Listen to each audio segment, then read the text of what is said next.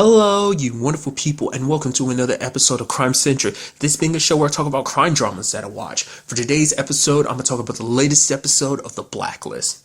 So in this episode, we deal with a lady named Natalie, who's basically almost kind of like a walking... Basically, I forgot what it's called. It's like Lucian's or something like that. Essentially, it's like a form of meningitis that basically exists within her body, but she's immune to it. So basically, anyone that she touches, it can be transferred by saliva or touch or sweat. They'll basically instantly get it, and it kills them within like minutes. Pretty brutal. Because I was wondering what it like. Because at the beginning, we see her, obviously, her as a little girl. Basically, she was taken, like she was in this hospital, and then there was like everyone in it was dead, and then all of a sudden these people with guns and everything came and showed up, and obviously she got taken. So it seems that basically the company she's worked like that she was a part of is like this Hamilton place that not Hamilton, Hawthorne.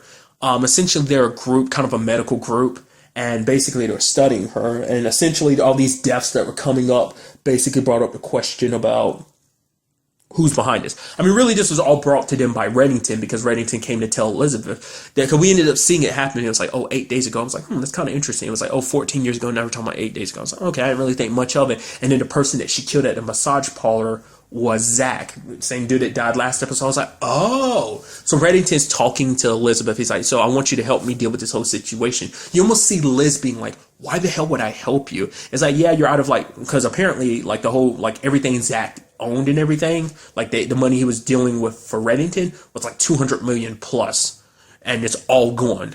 But Reddington's like, he needs their help, but you almost have Liz being like, why would I help you? It's like, yo, I get it. This is part of your crime business and everything, but why should me and the FBI care about that? It's like, it sounds like a personal problem, but he's basically alluding it to like, the reason why he's able to help the FBI like he does is because of his criminal connections. That basically because of him being who he is, his reputation and everything, he's able to get access to the people that they end up catching, these blacklisters and everything, gives them names and locations and stuff like that. So it's like for their partnership to continue, then he has to like, kind of find out who's behind this. And so he gets the FBI's help. But essentially, what she ended up finding out, it's like some messed up crap. That basically this company, Hawthorne, was trying to basically take her cells. They're making it seem like, they're trying to cure her and everything. It's like, no, they're not studying her to try and cure her or whatever. They're actually trying to weaponize her disease. They take her cells and try to weaponize it and everything. Basically, she got out of there because of a guy named Malik. He was kind of like, he worked there. Him and Natalie kind of had a connection and everything.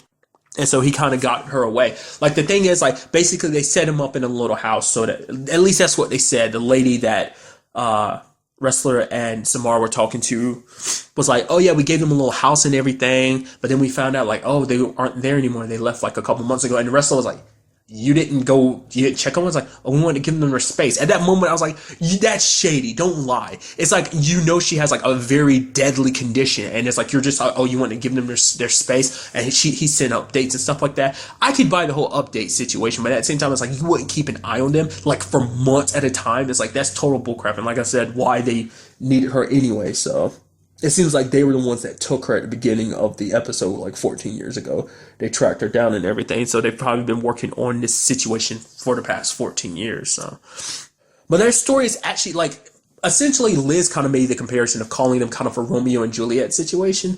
And it is kind of sweet. The fact is that all they want to do is be together. Like what I loved, it was the twist of like, you thought that basically he's running all these tests and everything to be able to find a cure for her. The opposite is that he's actually trying to find a way to transfer her immunity. Like, he wants to get the disease as well as have the immunity. That way they can be together without it affecting him.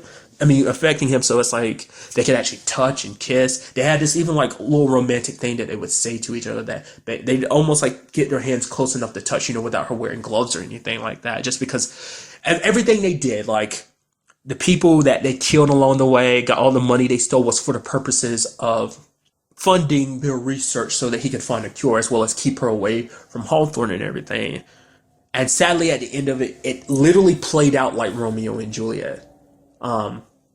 Especially when thinking about the fact is that like, they're lovers that are kind of kept apart. It's not by family, but like, you can look at this as kind of I don't know if the right word would be metaphor, allegory. I mean, allegory is the same thing as a metaphor, isn't it? Stupid. I'm stupid. But you can see the comparisons. Like, think of the disease as the family that's tearing Romeo and Juliet apart. And basically, he saves her later on in the episode when they get taken. When she gets taken by Hawthorne, he ends up showing up but gets shot. But before he dies, like, you know, he's dying anyway. So she touches him and they kiss for the first time and just, he dies in her arms. And it's like, dude, that sucks. After everything they did, yes, they did some bad stuff. They killed a lot of people, but it's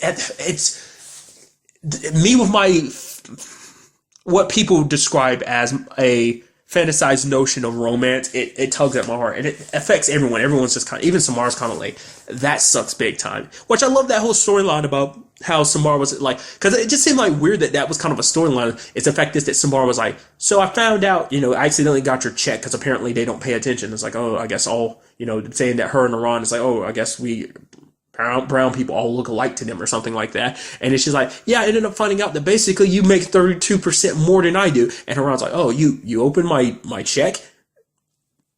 And then she got super pissed about it, which rightfully so. That's very messed up, especially, you know, bringing up comparisons between what they do for work. Is the fact that she's out there in the field every day dealing with bad people, getting shot at, almost getting killed on a regular basis. And Iran's kind of back at base, kind of handling things. So it's kind of a situation where it's like, I mean, you could argue different things like, well, Iran's been there longer. She's not a full-time member. I mean, she technically is a full-time member of the task force, but at the same time, she's like a liaison for Mossad. So it's like, yeah, you can technically break it down like that, but it still doesn't justify that situation. But Cooper even offered her a pay raise, but she was like, nah, I'm turning it down. Because she is like, it's all it is disrespectful. It's not a good thing, it's disrespectful. But then she talked later on in the episode, it kind of had a conclusion I wasn't expecting. That basically she was like, I'm not sure, like, you know, the fact is that their situation played out the way it did, you know, Malik and Natalie's being like, the fact is that he died in her arms, and she's like, she doesn't know that she has anyone that she could have, like, that she could die in their arms, or kind of vice versa. And that love someone that much to have that type of connection and stuff like that. But then she reveals, it's like, the fact of the matter is I talked to accounting and stuff like that, and she basically found out that the 16% raise that she was getting from Cooper was exactly half of what Iran was making the difference between their pay. And then she figured it out. Like, Cooper didn't just offer her that raise out of nowhere. Iran talked to Cooper and basically offered half of the money that he's like, half of the money, the difference between him, his pay, and Samar's. And he's like, basically half of that difference between them, he was given to her. And she was basically at the end of it, she's like, it's not about the money. It's just like, for her, she's like, that just solidified in her head that she doesn't have to worry about not having someone that she could, like, have someone that vice versa, you know, could die in her arms, or she can die in there. It's like she has found that person by just touching Iran's hand, and he smiles because it's like, yeah, you know. Another side of this episode was about Reddington dealing with a guy named Magnus. Magnuson? I think is his name. Niles from The Nanny. I kept looking, I was like, why does he look so familiar? I'm like, is that, I wasn't 100% sure, but I'm pretty sure that's Niles from The Nanny. I thought that was so cool. Because, yeah, I found out, like, years ago that, like, he turned into, like, a silver fox. Like, his hair went completely gray. But nevertheless, not the point. What I found interesting is, like, basically, he's the one that took credit for killing Zach. That basically is like, oh yeah, I hit Reddington where it hurts. He's the one that took the deal from him, because that's just basically the rumors that Reddington basically heard, because everyone was saying that Magnuson had done it. But it turns out Magnuson didn't kill him. Didn't have Zach killed.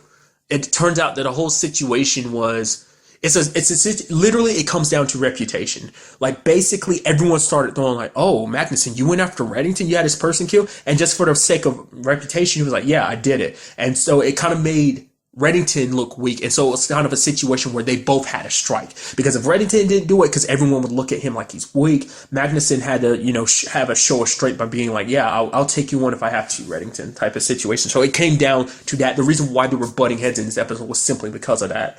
The reason why he was able to buy that ship underneath Reddington isn't because he planned it or anything. He saw that the payment was lapsing, so he decided to kind of swoop it underneath Reddington, just kind of get a one-up on him, just kind of, I guess, to add more to the story of like, oh, him killing Zach and everything. But before finding out, obviously, that Magnuson wasn't part of it, he ended up having Tom go undercover and be a person called Edgar, was it Labbit? Essentially, he's someone that's kind of like, even Tom knows it. Oh yeah, he's like a pretty well-known assassin and everything. And then Reddington reveals like, yeah, I made him up. He's like, no, there's no way, because I've heard a lot of people. There's people I've known that were killed by him. It's like, yeah, those were people that were either killed by me or my associates, and basically kind of to get like a ghost legend started. He was like, yeah, so I created Edgar to kind of fill that void. So in a way, you can almost think of it as like a little sick joke that Reddington pulled, basically. So he had Tom kind of take up the role by, obviously they pretended like someone that Reddington knows had that person who's connected to Magnuson is like, oh, fake his death and everything and make him think that Tom is Edgar so that he can close in and everything. Things ended very okay between Reddington and Magnuson because he didn't kill him. He wouldn't have any reason to, because at the end of the day, he's kind of like, it sparked a very interesting conversation because the fact is, it's like, he's like, lately I've had this stench of death around me. Now he's like, because of the nature of my work and everything, which makes sense, it's like Reddington's always had to deal with the fact of death. So he's always accepted the fact that he could drop dead at any moment because anyone could come after him for any reason and take him down. But it's like lately that feeling has kind of been, he can smell death and it bothers him. He doesn't know whether it's someone in the present coming after him, or is it basically like the ghost of the past, basically saying that essentially saying that he's hurt so many people and screwed over so many people that basically his past is like, he can't tell whether he's just afraid of someone from his past coming after him or whether there's someone really here in the present sneaking in the shadows coming after him. That's what this whole situation, that's what kind of sparked this, like, because he's already had that feeling inside of him. I'm sure another thing is because of everything that's happened, the whole situation with Liz pretending to die, the whole situation with Agnes and everything, it put, even the whole situation with Kay, it's put things in a perspective for him, especially now that Liz knows about what he did to Kay and the way she sees him now and everything. So it added a different perspective to him, so he's not the same person that he is. Like I said, like, it comes with territory business that he would, death could come at any moment. Now he actually worried about it because it's a situation where it's a threat that he's not 100% sure if it really exists. I mean, obviously it exists, but it's just like he doesn't know what shape the threat is coming in. Is it a real person, or is it just him? It is a real person, or is it just more so that he's kind of scared of, like, his words, a ghost from the past, so. Elizabeth was kind of peeved at Reddington to do what he did using Tom. She's like, you're dragging Tom into this and everything.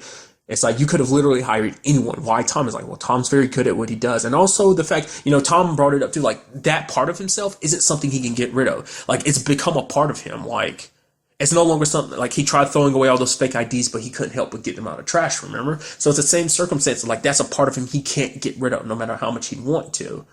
And it's like, for, Reddington's like, it's better that he's working for me than working, for someone else who would hire him and have to worry about whether they betray him or not. With me, he doesn't have to worry about that because it's like, I care about Tom. And then he kind of changes. Well, at the very least, I care about you. I love that you were honest about it. It's like, it's hard to say whether you really care about Tom or not. At the end of the day, like, you really care about Liz and Agnes, and they care about Tom, so that means you care about Tom. It's kind of like caring adjacent is kind of how I describe that. Which led to a conversation between Tom and Liz, because Liz is like, we've been through so much. So much has happened, so many fights they've had to fight and everything to be together. It's like, now that we finally are free from everything, now she's actually scared because she's like, what if we're just going to fall apart? She feels like they're falling apart, even without someone there to kind of help. Because normally it's someone that kind of keeps them apart or tears them apart. But now it's like, there's no one here that we have to fight yet. We're falling apart and everything. And basically, she's like, the fact is that she's had Tom not be the person that he really is. Like, doing what he's doing is part of him.